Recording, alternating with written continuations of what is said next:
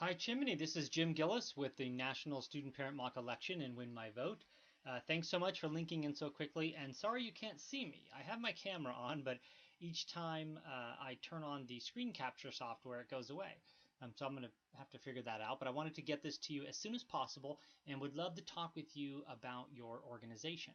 One of the things that I saw on your organization's website was that it looked like you had 1.5 million student members, and then there was about roughly 250,000 that were registered voters. So my assumption was that there are lots of students that are still in high school, possibly.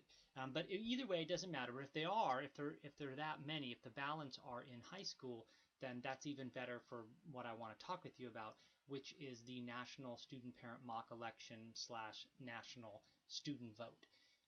And This right here, what you're looking at, is the ballot that we used in 2016. So the way it works is that kids would, the teachers would sign up, they would get a code or a URL, give it to the kids. The kids would then be able to punch that in and get their ballot without having to put any personal information in. And then when they got their ballot, it would look like this. They would see all the candidates that were running for all the offices on their ballot, and we could go all the way down ballot, all the way down to school district and um, community college board, etc. And we also included state propositions as well as local measures. And again, I can talk with you in detail about how we do that.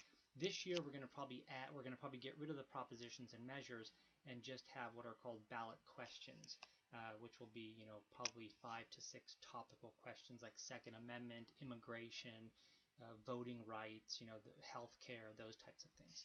Um, but it's open, free to anyone in the country. And again, they see all the candidates and they've heard about Jill Stein and they've heard about Gary Johnson, but they don't really know that much about him. At least this was in 2016.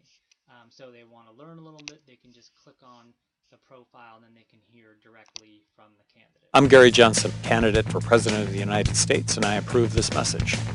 I'm Governor Gary Johnson. I'm Governor Bill Weld. I'm running for president. I'm running with him.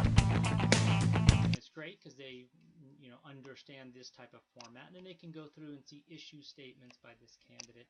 They can also see endorsements. This one's no longer up. I'm guessing Jesse Ventura took that down. But these again would be all current, and the student could just click straight through and listen to it. Stockholders and friends of and current CEO Patrick Byrne, what a pleasure to see you back in charge, Patrick. Thank you so much. David, You are very interested in the political scene in America, and we've got 4 people running for president right now. Of course, all the focus is just on the top 2. Do you have a horse in the race at all? yes, I think there's only one choice. That's Gary Johnson. Gary Johnson, The libertarian candidate. Yeah, and the reason that I'm using Gary Johnson as an example is because, again, you can then start sort of seeing the people that are endorsing him. They can click back to their ballot. They can, click on comment, and I think there's probably still comments left over.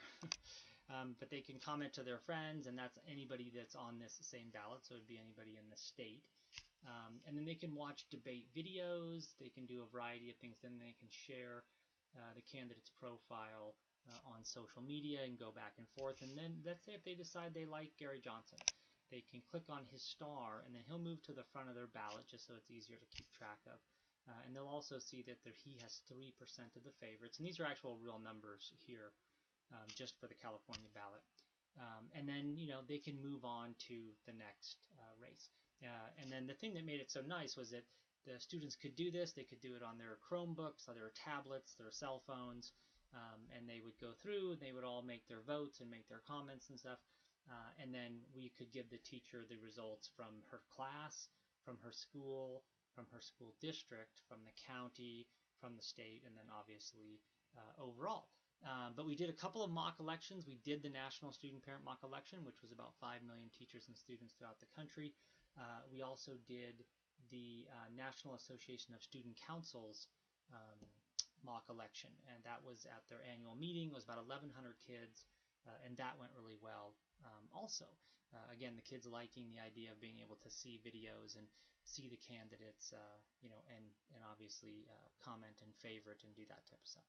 Anyway, we'd love to talk with you about your organization and everything from sponsoring the mock election all the way down to just partnering and helping us get the word out.